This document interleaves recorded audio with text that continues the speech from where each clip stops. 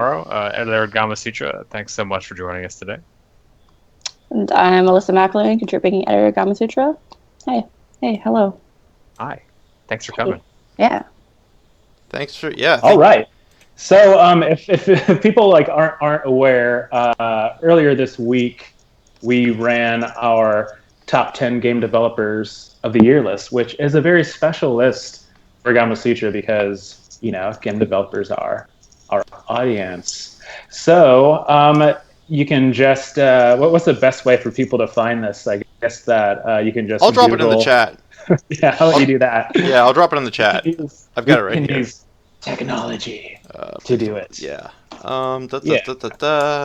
It's going in the chat right now if you're watching at home. Go ahead, Chris. Yeah. So our list is in alphabetical order.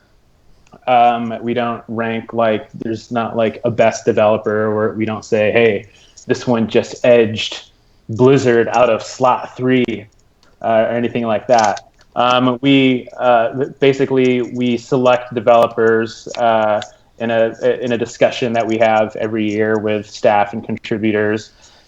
We try to choose developers and recognize developers and studios that left their mark on the year in a meaningful way, and that can mean commercially, culturally, technologically, things like that. So here we are. We should get started. Going down the list, we have an hour. So let's do it. Blizzard Entertainment, Blizzard Entertainment made it. Yeah, like they did last year. Who was the? Yeah, who was? Yeah, they did last year. Wait, hold on. Did Alex and Alyssa get to introduce themselves? Yeah. Oh, Yeah. sorry. Yes. It's been a morning, guys. Blizzard. It's been a year. It's been a year. Yes. They made the list last year. Wait, is Bryant here? No. So I do think that Bryant was the main champion for Blizzard. He had some stuff to say. Yeah. So Blizzard was a shoo-in for me for this list because for kind of two big reasons. One, we talked about them last year. Blizzard is continuing to run multiple huge live games that are big leaders in their genre. You have Overwatch that launched this year. You have World of Warcraft, which has still been one of the top games in the industry since its launch back in 2006. No, 2004. 2004. World of Warcraft is still what it is, and it's only gotten bigger. But I have some more thoughts on that game in a second. But then you still have Hearthstone, you have Heroes of the Storm doing well, so they're still maintaining these large lists. And then on top of that, like I said, they launched Overwatch this year and basically took over a whole new genre that a lot of developers were trying to muscle in on. And they sort of did something that I don't think anyone expected, which was really to take to sort of run away with it. They did that in a way I don't think it was sort of expected, but also I don't know if you could have really seen that coming. How many people here are playing Overwatch? Right, I think we're all playing it, and I kind of I think on Overwatch alone even it's such a I don't know we say on our top 10 developers list that you don't get on it just because you released a very good game. But what Bryant's saying, the way that they just kind of just brute force their way into it with such a high quality game is completely noteworthy. Yeah, totally. I apologize for our viewers. I'm futzing with one of our video layers here. So my thing about but to build on that, so Overwatch launched extremely strongly, and on top, as I said in the piece, it rewarded a lot of it. They learned both from their own lessons, and they learned a lot from their own stuff that they dealt with before and applied it to a whole new genre. And they also did a great job reaching out. They actually applied character diversity wasn't just a word referring to champion skill sets. They put out this diverse cast of characters that everyone's fallen in love with because they've kind of mastered, and in a way that when a lot of other games entering this genre were so referential and so leaning on other pop culture tropes or game inspirations, they didn't need to do that. They just went for it with what they had, and that was really cool. Then the other thing that I thought was important was that when it came to World of Warcraft, they really tuned up. They actually did something. They responded to feedback. Last year they launched Warlords of Draenor, and this year they launched Legion in a very short amount of time, mostly to address concerns that were coming in from Warlords of Draenor. And they haven't been able to do that in the past, and being able to make that huge hurdle in development is a big jump for me. Yeah. 6 minutes, time. Sorry. Gotta move on. That's good. That's good. Sorry, Okay. I'm going to keep messing with this video here 1 second. This doesn't look quite right. Moving on. Yeah. All right. It looks fine to me. Concerned Ape. I believe that Alyssa, who has about 3,000 hours in Stardew Valley, 140, please. he's finished it 94 times. Oh, God. What was your argument here? Well, first for like Stardew Valley, I think like when I was sitting down to make my top 10 game of the year list, like half of my entries are basically Stardew Valley because that's like I've played that game so much this year. But the fact that the game itself released and sold 500,000 copies in just like 2 weeks, I think, or something like that, and sold 1 million copies in under 2 months. And it was a game entirely developed by Eric Barron, who's one guy did all the art, sound, music, everything for the game. He made the story across 4 years of development. He worked in basically like a nonstop state of crunch the entire time. I think an interview we ran with him said he was putting in 10-hour days, like the entire time he was working on Stardew Valley. I can't imagine that. Like that's crazy to me. But I mean, just the commitment alone. Yeah. And you know, it's like single-handedly revived this kind of Harvest Moon genre. Yeah. That the Harvest Moon genre or story of seasons, however you see it, it's been like in a weird place these last few years too, because the developer of the original Harvest Moon games had a weird like split where like the dev team no longer owns the rights to the name of Harvest Moon. So there's been two competing, the Story of Seasons game and the Harvest Moon games, where like one's developed by the dev team and one's developed by the people who own the IP. So it's this weird, like they're both battling to recapture what the earlier games had, but none of them have been able to do it nearly as well as this game created by one guy in his house was able to do it. Yeah. When we ran that article, about basically how Eric did, you know, he crunched for 4 years straight on this. That got kind of mixed reaction. I mean, crunch is an important topic in game development, quality of life, and you got kind of equal parts. People saying like, you know, don't condone murdering yourself like over the course of half a decade for games, and other people are like, you know, what commitment? I'm going to do that. Yeah. So it also created this conversation about quality of life in game development. So it was interesting that, you know, Stardew Valley and the development process behind that sparked an important conversation as well. Yeah.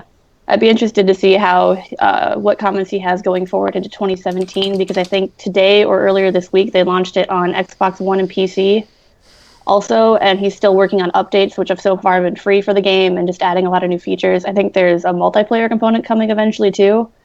So who's handling the porting and stuff? Do we know? I'm not sure off the top of my head, but it's probably just him. Yeah, I wouldn't be surprised. Someday. I feel like it is. It also came to PlayStation 4 this week, and I feel like I saw an update directly from him, being like, "I'm going to work on fixing some of the issues that came up in the PS4 version." Yeah. I can't believe he's still going alone. It'd be so demoralizing for other people who are just working harder on their game and don't feel like it's going anywhere. I think I checked Steam Spy last week, and he sold 1,800,000 copies. Like at that point, just on now it's out on consoles too. So like, goddamn. Yeah, he was definitely an easy pick for the list here. Totally. So moving on, we have D-Pad Studio. Yeah. The maker of Owlboy. Owlboy. Oh, the cute. What do you think of with D-Pad, with a cute little owl? We keep talking about it this year about how 3 games came out that took a long time to develop, that like went through different iterations. But Owlboy from D-Pad Studio has been in development for about 9 to 10 years. And it was a handful of devs when we interviewed them earlier this year. One of them talked about how he had to work in a flower shop, his mom's flower shop, I think, while he was working on the game. And like look, like that is such spirit and pluck, and it's the same kind of spirit and pluck that Otis, the titular Owlboy now on screen, shows himself in the game. Like, I don't know how you cannot think of them as one of like the developers of 2016. Like, they made it. And not only that, Owlboy itself is such like this cute little like tightly designed game that actually like I feel like it just brings back what worked about the platform, about this kind of Metroidvania genre, in ways that I didn't think people have thought that we'd moved on from, and they just did it over 10 years. So I was super happy with their work. Like you finished Owlboy. Yeah. Like what was its take? What did it do that was kind of special? Like, you're talking about the genre. There's two things I think that are really important. One, you can see in the trailer right here, there are little bits of interactions and mechanics that I feel like platformer games threw out long ago. And there's just all these little bits where the way you move in this side-scrolling world has this. It's not the quickest way to do it, but it's the most like there's such a logical, interactive way to interact. Like, you can see him here pulling stuff out of the ground.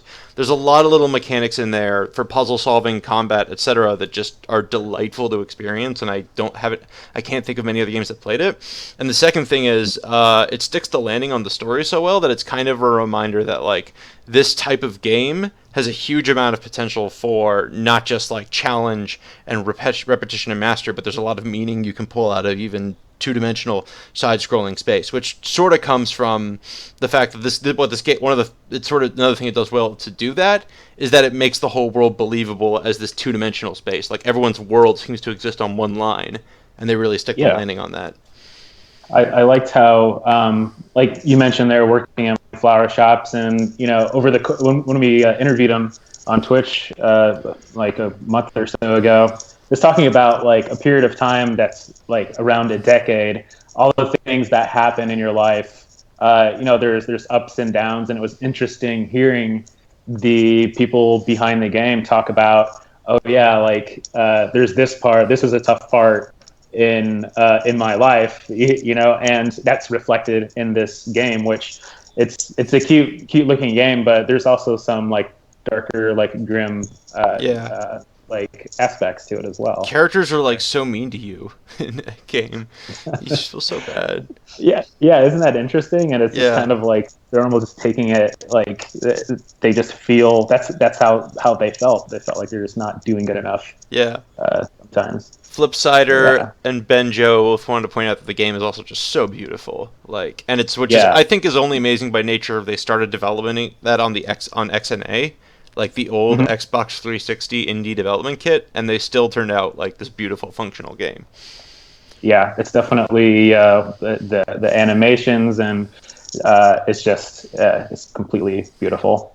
And there was just one guy that did he pretty much like one guy who did the art on that and established the look.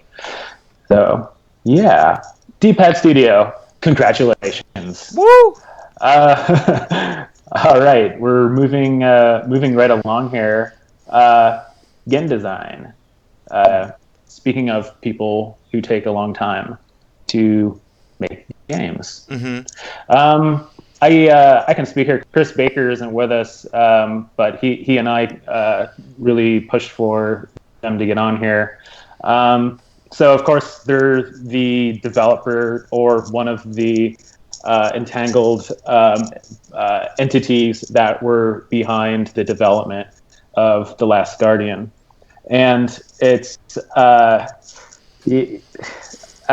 hard for me to go beyond just saying like they created something so special with The Last Guardian, and with game design and Team Ico or Eco, the theme of companionship and the ways that is just evolved over the past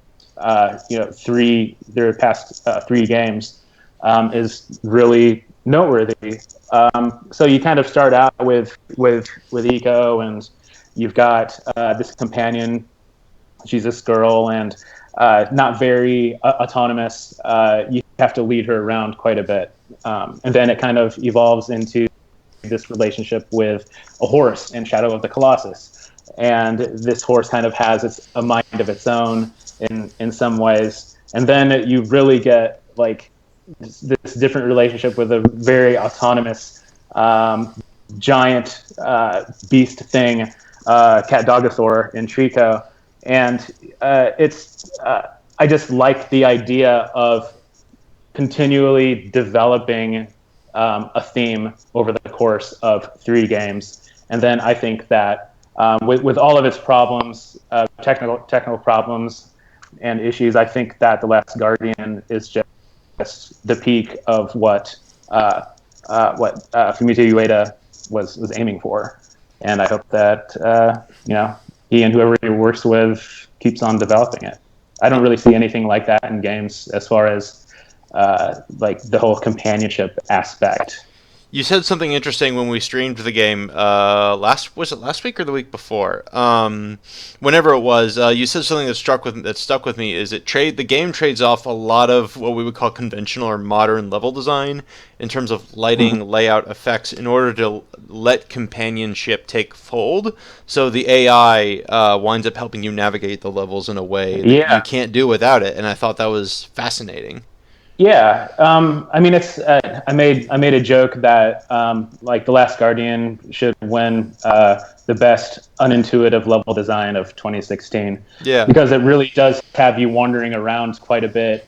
But there are times then you rely on Trico to lead the way. Whether it's you jump on his back and then he just starts jumping, where you're supposed to go, or he starts clawing at a completely like unobvious path that you need to break through. You rely on him and or whatever. So it's that just builds this reliance upon each other, and for it's kind of like I think that Alex and I were talking about how like the issues that the game has, and the camera is terrible, the level design is questionable, but why is it such a good product that coming out of game design? Like what did they do right? And it was just the one thing they wanted to convey is having a companion, having that relationship. With all these other issues around it, like the studio focused on that, and that shined through. So they accomplished, I think, what they were trying to accomplish. And we talk about game design as being like it's their name on this list because that's the name of the developer on the game. But this game, like so many games that take forever to come out, like lots of people worked on this game. Like before game design, it was they were Team Ico, and you have a bunch of developers scattered across all of Sony studios that reportedly came into like SIU Japan studio is credited as well. Yeah, so like that is everyone on that project deserves like a round of applause that this game came out at all, and that it is what it is. Yes, absolutely. Okay, so this next one's going to be interesting. So Hello Games made our list, and they were embroiled in all kinds of controversy, and I like putting this on here. I knew that it was going to be a topic of discussion, but I was somebody who really pushed to have Hello Games added here. Just launching off from the game that Hello released this year. I mean, this is a studio that, there's some people, like a core team, went independent. They did Joe Danger 1 and 2, both really good games, super solid design, like real, they obviously respect game development as a craft. You can tell from the level of quality from those 2 little physics-based motocross games. So they use that as a platform to move ahead with something huge and ambitious. And, that's obviously No Man's Sky. Obviously, there was a lot of hype that just completely ran away from it. I mean, I have seen... So I didn't, I was, at Gamasutra, we're kind of like insulated from some of the hype. We're not there like trying to do previews of games and just constantly trying to release every little bit of BS news that comes out on a lot of in a lot of other places. But I was kind of like away from that. My expectations were still level. What I was expecting the whole time with No Man's Sky was a cool, chilled out kind of exploratory thing where it just doesn't get old because everything is different all the time, and it's something beautiful. And like that's that to me, Hello Games, they deliver that for me. So they make the list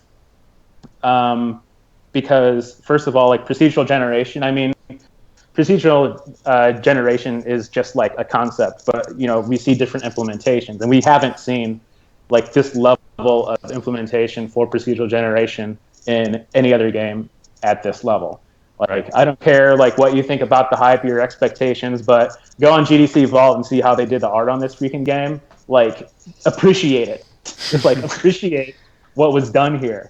I think a lot of people just don't get how innovative this is.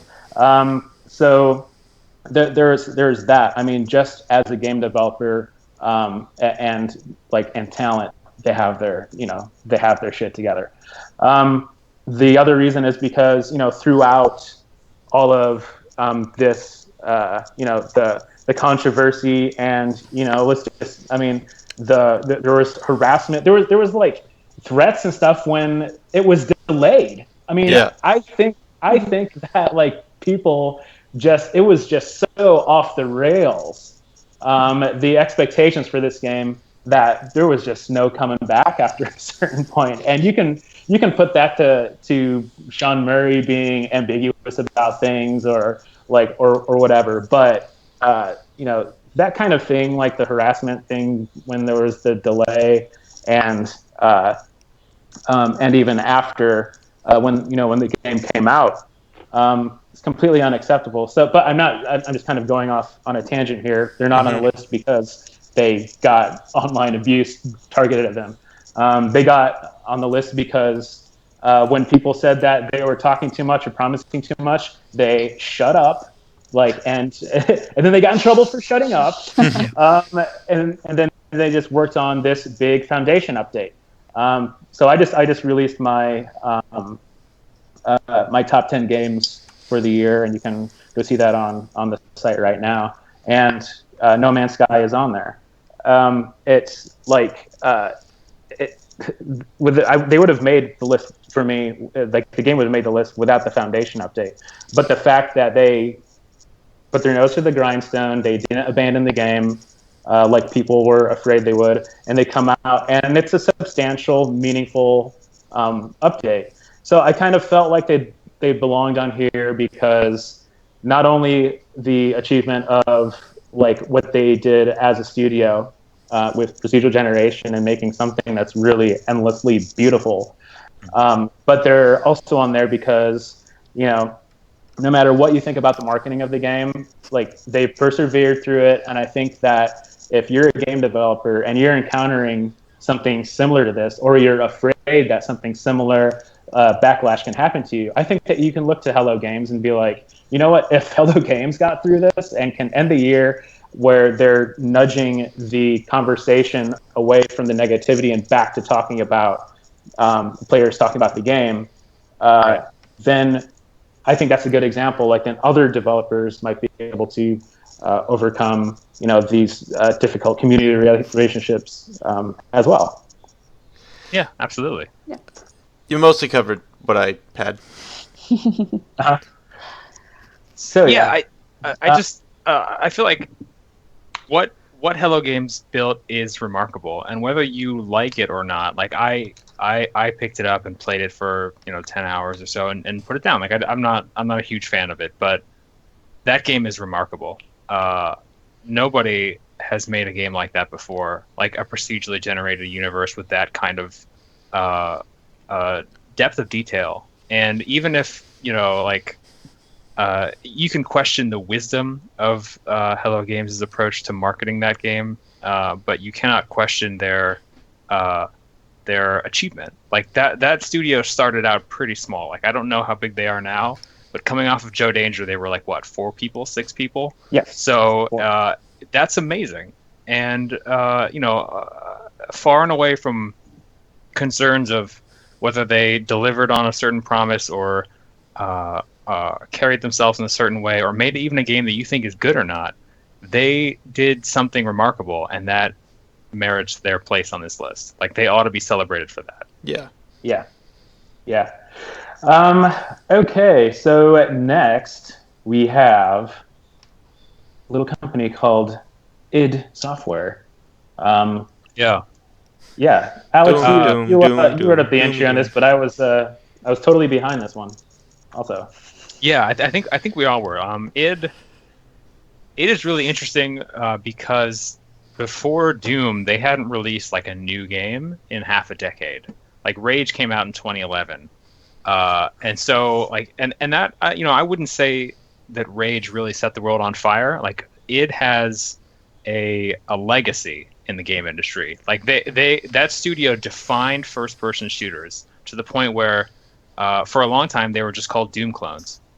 And the fact that id could now, in this day and era, go back and look at what made the original Doom games so influential and so arresting that they would just like grab you from across the room and make you want to sit down and just like lose yourself in these little corridors for hours, and then like build upon that foundation and make something even in a way even better, but something that like really harkens back to that core appeal is fantastic.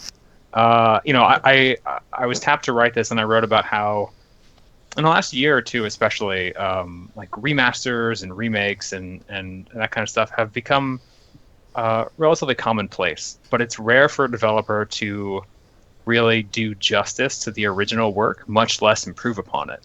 And id has done that, and that's fantastic. Like I can't think of many other developers, maybe no other developers, that have managed to bring back one of their old franchises and make it better. The only one I can think of would be Wolfenstein, which wasn't developed by the original studio, obviously, but it was published by the same publisher, and that was a very similar story. So like, but with that game, like that took a different path to what the original Wolfenstein was.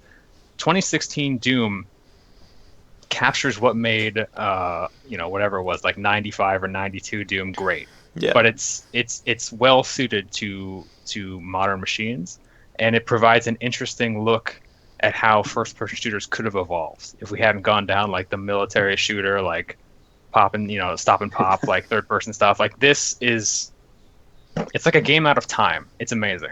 And the fact that it could do that is remarkable. Ben Joe 72 does agree with you.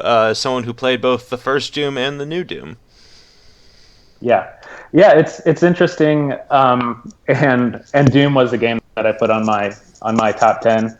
And there's definitely a time in the last several years where I was just getting kind of fed up with first person shooters, and like it's just annoying when they try to just shock you. Like we were going down a path, I feel like where people just running out of ideas, I feel like. Which is a little weird to say. And this year was a good crop of first-person shooters, so somehow everyone kind of got the message this year. And then this year, like I'm all about. I want the thing that is just totally gory, totally fast, and just generally inappropriate. But it just from it is such a precise shooter. It is the best feeling FPS this year. It's fast. It's got a really crunchy feel to it, and I like how it used the original as an inspiration rather than a template. So they just kind of identified these guidelines, and there's stuff that I wondered about if it would work at first. Now I'm just going to start talking about Doom. But I'm watching people play before it came out, and then I see that you can jump and climb on ledges and stuff, and it's like, is that really going to work? And it's like, well, they did make it work when you're playing it. It's just fast animations and just speed is if they're going to add something to it, it has to be speedy for the most part. Totally. I actually didn't put it on my list. Like I played Doom. I didn't enjoy as much as a lot of people did. I think it's great, but I probably won't finish it. Although we'll see. But like I want to hammer down that point of like so many developers right now are remaking or remastering franchises. Like you just like the video game industry runs on franchises, it runs on sequels, it runs on reimaginings, and that's fine. But I can't. It's incredibly rare for a developer to improve upon the original, and just the fact that the studio could do it after again like a 5-year dry run, basically. Like they re-released Doom 3 a couple years ago, but other than that, it's been nothing out of id since Rage. And the fact that they came back with this is remarkable. It's fantastic. It's also they had that job. No-Clip documentary that came out recently too, talked about how they like canned Doom 4 because it didn't feel doomy enough. It felt too much like a Call of Duty game. So then to like come out of that into this game that is like very distinctly a modern Doom is just really commendable. Yeah, it's also, that's a good point. But also just like look up the No-Clip documentary that was done recently. It's super good. I was also thinking that like id Software is such like it's an interesting company because they're a company that seems to have built a foundation on sort of the engines and tech and stuff behind their games. It's sort of what they're historically known for, and for kind of the first time in a while, they get to let the game and everything about the game stand out and run far away from that perception, and they just get to let the feel of it and the vibe of it ring out instead of just the idea that we make some of the best tech for games in the world. Yeah. Yep. Which is great. Yeah, so, they're a top studio because of that too. So 2 for 1 there. Yeah. So it's on here because like an incredible amount of craft is apparent in this really cool, iconic game. Yeah. So, commentators agree too with Nicholas Swagner particularly pointing out that he had a stupid grin on his face during the entire playthrough. Mm-hmm. Yeah. It's like probably looking psychotic. Don't let people see you when you're just ripping things apart. Enjoy it so much. It's a bad look, yeah. Talking from personal experience there. Yeah. IO Interactive. This was an interesting choice. I remember when we were having our discussions, Bryant, I think, is the one who brought him up, and then it took a second, and I was like, yeah, like that makes sense. I actually went and at GDC Europe, Hans Seifert, I think that he runs the whole shebang, or I can't remember what his job title is at IO, but he was talking about how hard it was to sell the idea of an episodic Hitman game, and that's a big deal to do that because IO is like Hitman. Hitman is IO. So and then he's going up to his team and stuff and going like, let's make this episodic, in that voice too. No, not really, but and they did it. They had to sell that idea internally, and they had to sell that after they got like the development team and the business people to agree on that. Then it became something. The real challenge was convincing fans that this was going to work, and they were actually pretty receptive at first. Their audience was, but then there were like questions that were coming up that IO really had to figure out a good way to answer without really pissing people off before the game even released. But so basically you have this developer. They're taking it like their big famous franchise that has Timothy Oliphant's movie, isn't that who and then they're just like totally doing something that I think was incredibly risky, and they were able to pull it off. And now IO Interactive is they're a live game developer. I think that they started doing. I mean, they're doing those. It escapes me. The ones like yes. And I think that this week it was the Wet Bandits from Home Alone. Yeah, I mean, in all but name, like basically it is the Wet Bandits from Home Alone. They did not get the Home Alone rights so that they can murder these classic villains. Yeah. So I mean, they did that, and I think that this could influence other developers to explore at least the option of doing some live things. Expanding your margins by not having a disc, and which was one of the drivers behind this. And I think if a game developer is able, is doing a good job, and is able to keep money flowing through so they can keep doing interesting stuff, then they should be recognized for it. Yeah. So that's why. And let's not overlook the production challenges of trying to create and keep to a schedule when doing an episodic game. Like, history is littered with episodic games that never quite made it, or like were always late. Yeah. The Wastelands. Yeah. Yeah, and I would challenge anyone to come up with more than a handful of examples of episodic games that have done well. But IO, this is the studio's first time out the gate, and they nailed it. Like, as far as I know, I never heard about them ever being late with an episode or significantly late.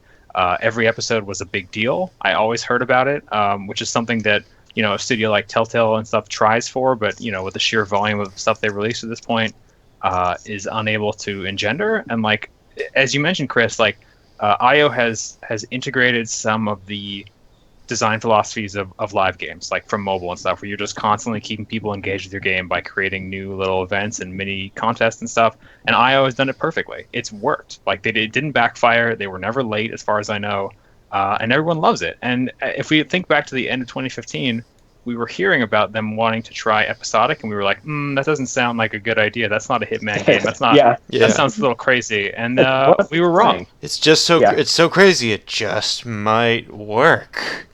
Yeah.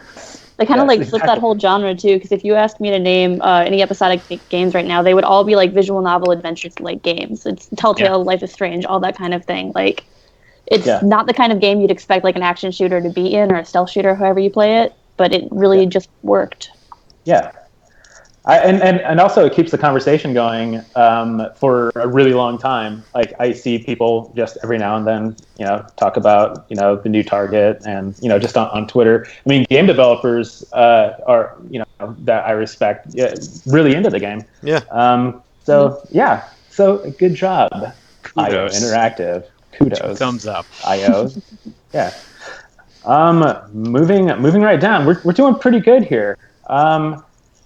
Here's another popular selection that is not controversial whatsoever. Is Niantic, the creators of Pokemon Go, which went off without a hitch. Yep. Totally fine. Flawless launch. Yeah.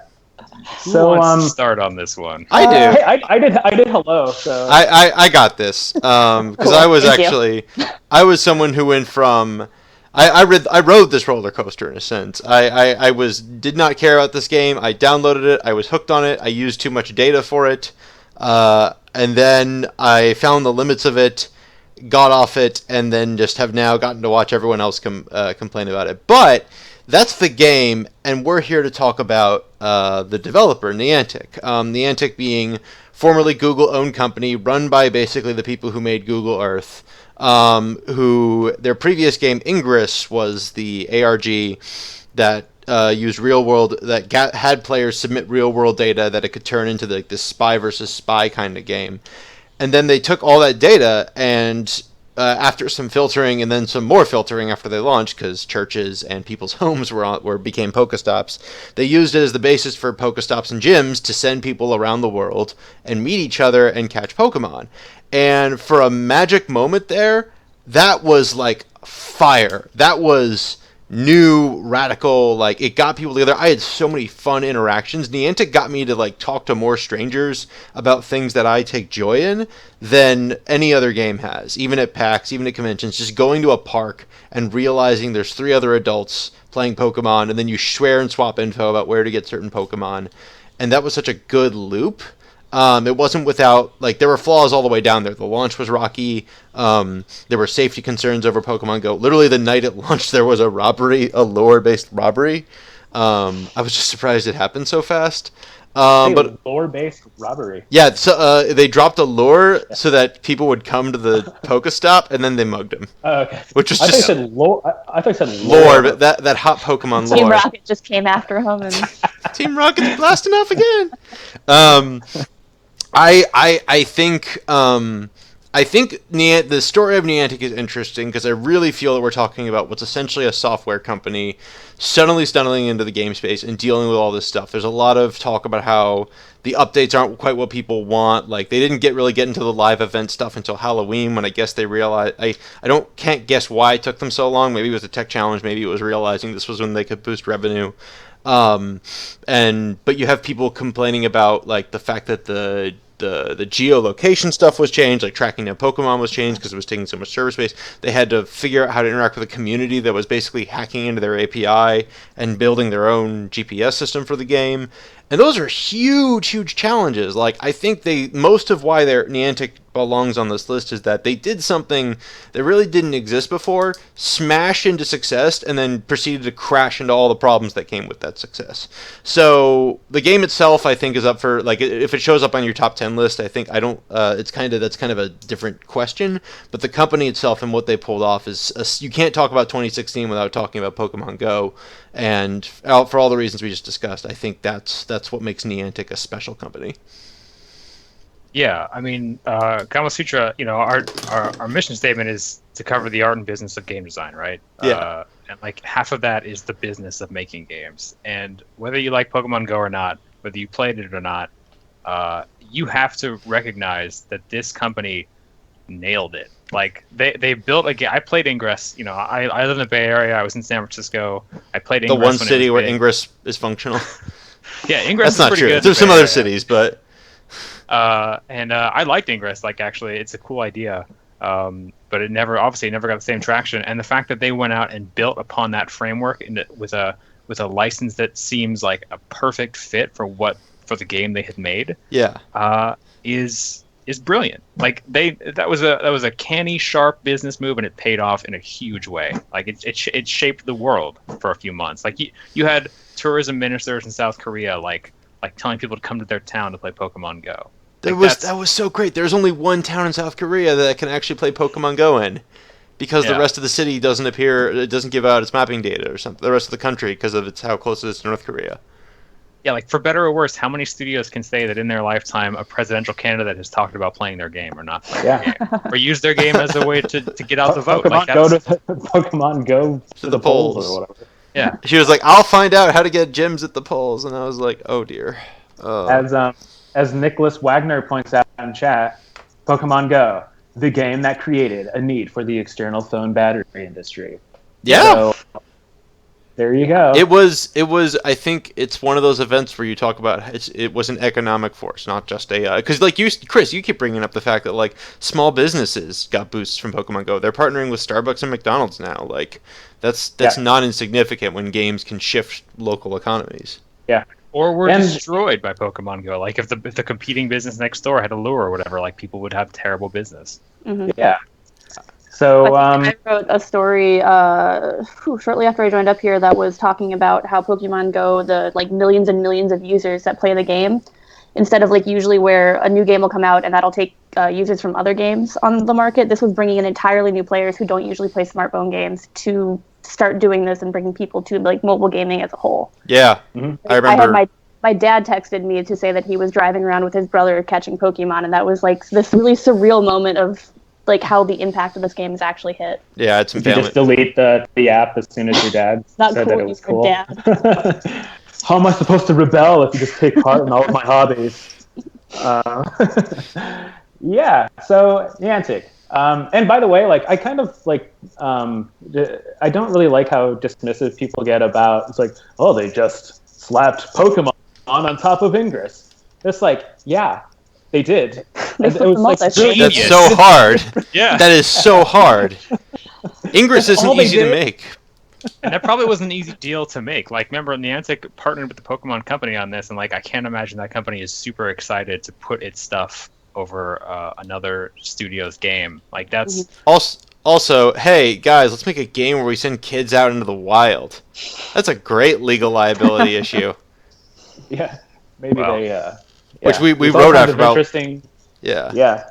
There's all kinds of interesting, like, the way this game has impacted culture. Like, We don't throw that around a lot, the term cultural phenomenon, but definitely Niantic had something with Pokemon Go there. Yeah, out of this entire list, this entire year, this is the studio that will have the biggest impact on the game industry and the rest of popular culture for years to come.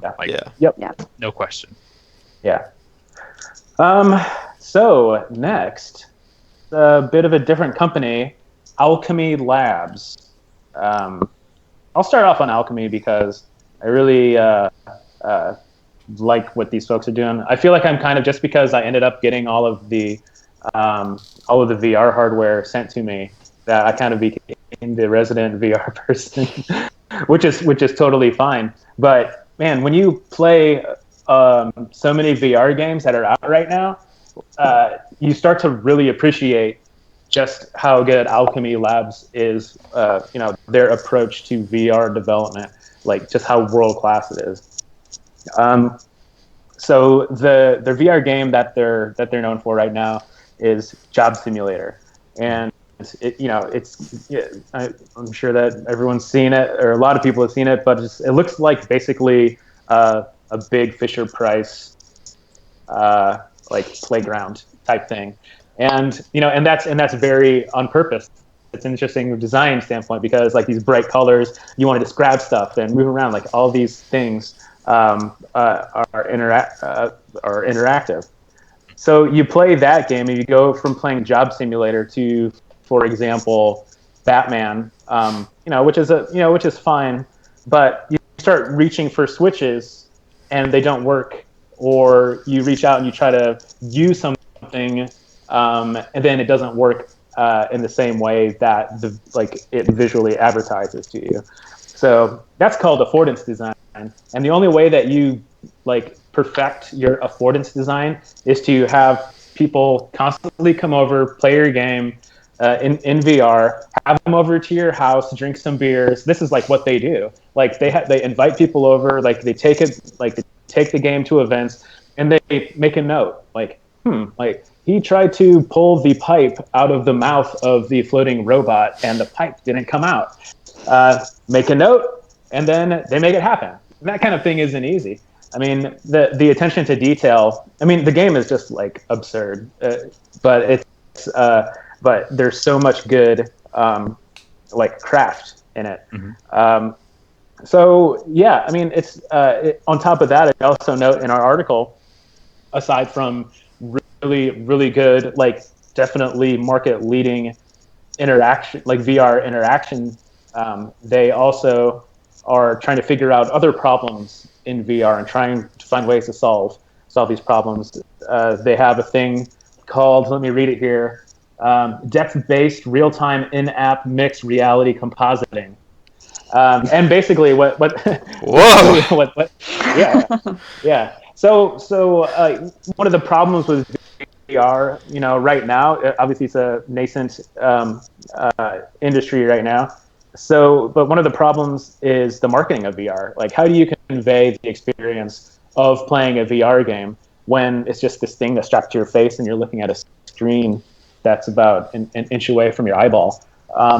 And what they did, they found a way to get the pieces of that are in the game it makes you look like you're in the game if you're watching a trailer for it on YouTube. It looks like the person who's playing the game is moving around in the office in Job Simulator. Open a drawer, and then there's just the drawers in front of them. It puts the person who's playing in the virtual space. So me, as somebody who's do I want that game? It's well, that looks fun because you can see what you do in VR. So that's a big problem, and Alchemy is leading, or one of the leaders in developing ways to market virtual reality games. And I know Alex Schwartz at the company. We're both Austin based.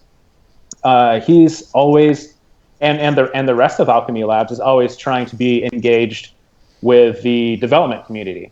So they're at GDC. They're doing taking part in VR game jams down here.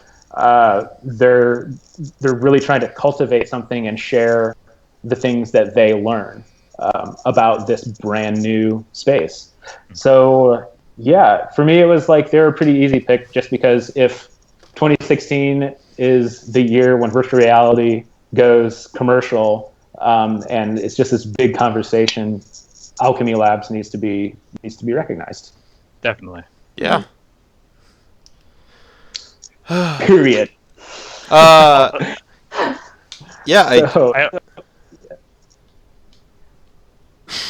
Witching Hour Studios is the next one. I guess that's so me. This was an interesting pick, and Bryant was the champion of Witching Hour Studios in our discussions. Yeah. Did anyone else get to play Masquerada? A little bit. Not too much. Yeah, we streamed it a while back, and we talked with Ian Gregory, who's the creative director on the game, and he's been running Witching Hour. So to get started, Witching Hour is based out of Singapore. So what you have just on the surface level, on the raw surface of this pick, is that a Singapore-based studio inspired by its lead's D&D campaign comes out with an RPG, gets a stellar voice cast from the United States, goes to PAX, holes out the slog,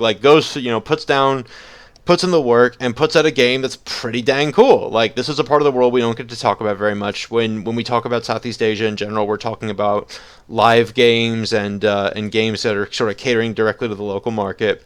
But the Witching Hour came out and said, we're going to be a small studio making RPGs for traditional RPG audience. And the game itself, obviously, like we said, we're here to talk about the company, not the game, but I really loved it.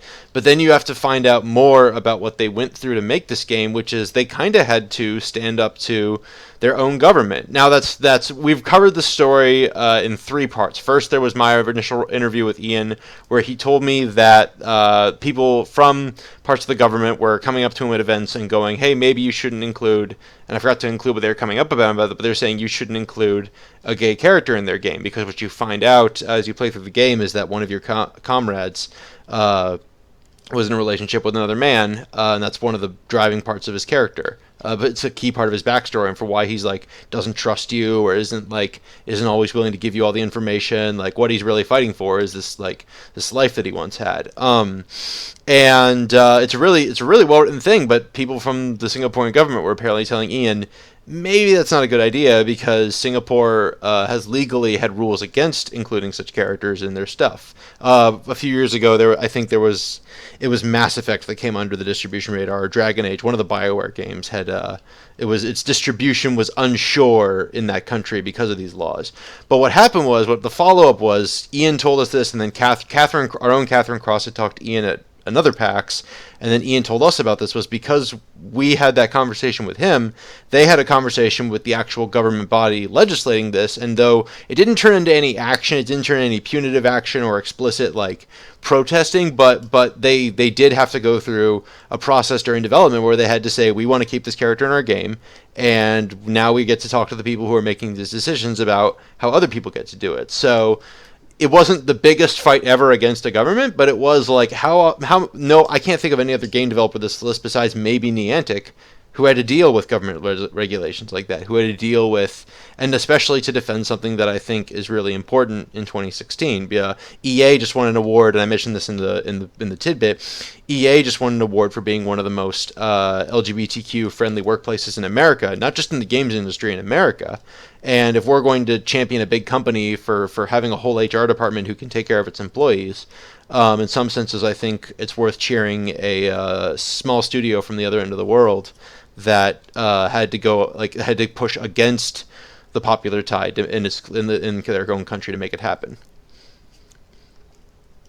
I think that the pick of having Witching Hour on there is important too, because it kind of reminds you when you're talking to Ian about his studio and making the game.